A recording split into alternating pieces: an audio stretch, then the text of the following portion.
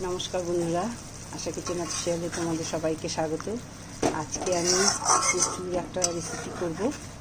গাঠি কচু বলে, কচুর বই বলে, সেটা একটু বড়টা, যাই হোক সেটাই তোমাদের সঙ্গে শেয়ার করব। তোমরা ভিডিওটি স্কিপ না করে প্রথম থেকে শেষ পর্যন্ত দেখতে থাকো। এটা শুদ্ধ নিরামিষ খাবার। আর আমার চ্যানেলে তোমরা যদি কেউ সাবস্ক্রাইব করে না থাকো তো অবশ্যই সাবস্ক্রাইব করে দিও, পাশে থাকা নোটিফিকেশন দিয়ে প্রেস করে দিও, নতুন নতুন ভিডিও দেখা দেবো। তো চলো বেশি দেরি না করে রান্নার ভিডিওটা শুরু করি। এই কচু, এগুলো হচ্ছে কচুর বই বলে, গাঠি কচু বলে। এই কচুগুলোকে আমি কেটে জলে ধুয়ে নিলাম। এখন একটু সেদ্ধ করে নেব। কচু একটু হালকা ভাপ দিয়ে নিলাম। সরষের তেল দিচ্ছি। কচুটা ভেজে নেব। আমি একটু নুন দিয়ে নিই, কারণ কি হাতে ছিটে আসে, নুনটা দিয়ে দিলে আর হাতে ছিটে আসে না।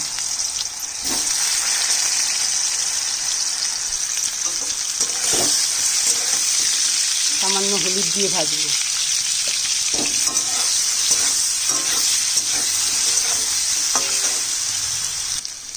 লাল করে ভাজা হয়ে গেছে, লাল করে ভাজলে ভালো হবে।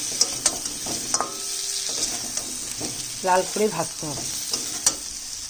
আর একটু তেল আছে, এর মধ্যে আরেকটু তেল দিলাম। শুকনো লঙ্কা, তেজপাতা, জিরা। শুকনো লঙ্কা 2 চামচ দিলাম, ছোট্ট চামচের। আর দিয়ে দিচ্ছি একটু আদা বাটা, যেহেতু কচু আমার অল্প। আর দিয়ে দিচ্ছি জিরা বাটা আর ধনে বাটা 1 চামচ। এর মধ্যে একটু মশলা শিলনোড়া ধোয়া জলটা দিয়ে দিলাম। দিয়ে দিচ্ছি একটু হলুদের গুঁড়ো, একটু মানে 1 চামচ, ছোটো 1 চামচ। আর দিয়ে দিচ্ছি সামান্য চিনি। আর কেউ যদি চিনি পছন্দ না করে তো স্কিপ করে যাবে। আর একটু জল দিয়ে দিলাম। এবার তেল গরম হয়ে গেছে, তেলের মধ্যে মশলাটা ছেড়ে দিলাম। এবার দিয়ে দিচ্ছি টমেটো কাটা। মশলা কিন্তু ভাজা হয়ে গেছে।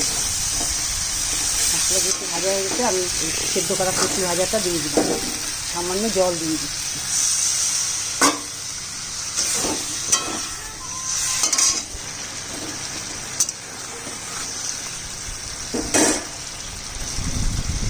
স্বাদ মতো নুনটা দিচ্ছি। আগে একটু নুন দিয়েছিলাম, আর অল্প নুন দিয়েছি।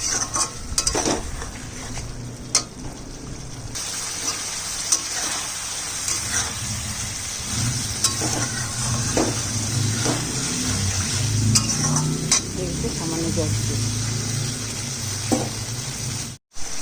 রান্না কমপ্লিট। কচু অনেকভাবেই খাওয়া হয়, কিন্তু এইভাবে কিন্তু বেশ ভালোই লাগে। যারা এই কচু এইভাবে খেতে খুব ভালোবাসে তাদেরকে বলবো এইভাবে রান্না করে খেতে, তো খুবই টেস্টি হয়। আর আমার রান্না শেষ। তোমাদের যদি আমার রান্নাটা ভালো লাগে তো অবশ্যই কেউ লাইক শেয়ার কমেন্ট করো। এর মধ্যে কোনো গরম মশলা, ঘি, কোনো কিছু চলবে না, শুধু নিরামিষ। দিয়ে দিচ্ছি সামান্য ভাজা জিরা, শুকনো লঙ্কা আর হচ্ছে তেজপাতা ভাজা বাটা। সব কিছু হয়ে গেছে, অফ করে দিই। টাটা, আজকের মতো টাটা। আবার একটু নতুন রেসিপি নিয়ে আসবো।